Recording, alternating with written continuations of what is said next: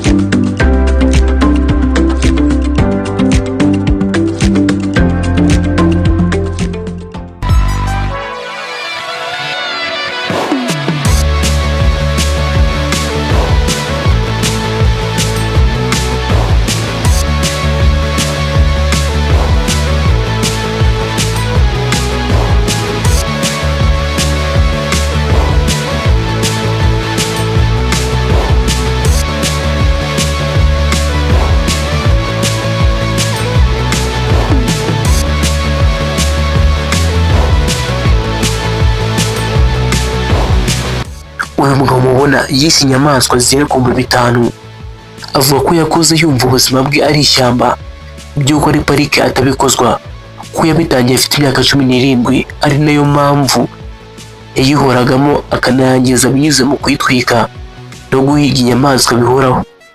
Kanani yibuka ko yishe inyamaswa zirenga 500 wenyine, akicuza impamvu atumvise impanuro kare ngo bireke bitewe n'akamaro asigaye abona pariki imufitiye we n'abaturanyi bo muri iki gihe.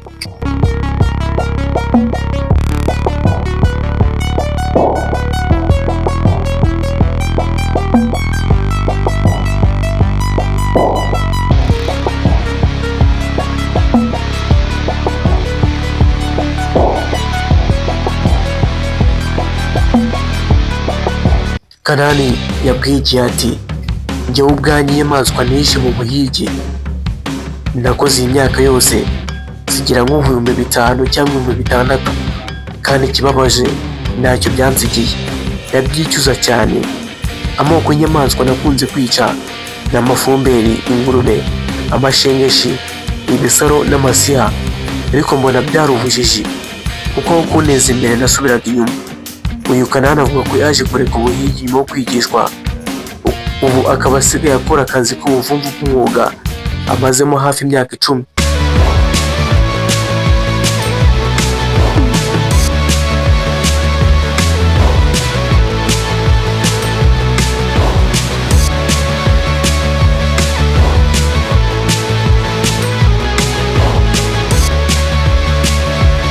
Uyu mugabo yakomeje agira ati, ubu twarasirimutse dusigaye natwe turi ingabo za pariki, no mu guhakura ubuki tubikora twifashishije amafumba ya kijyambere atari bya bindi bya gakondo by'ibyatsi cyangwa gutwara umuriro ku rujyo.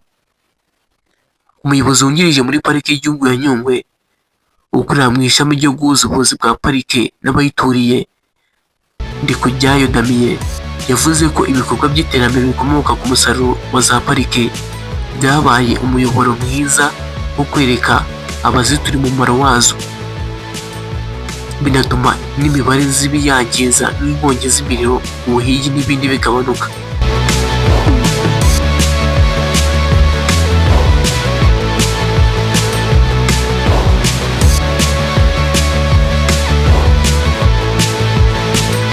Ibyo rero ibya Kanani Callixte uwishe inyamaswa zirenga 5,000 muri parike ya Nyungwe. Nitwaga Niyonshuti Cedric, tuzahora ubutaha.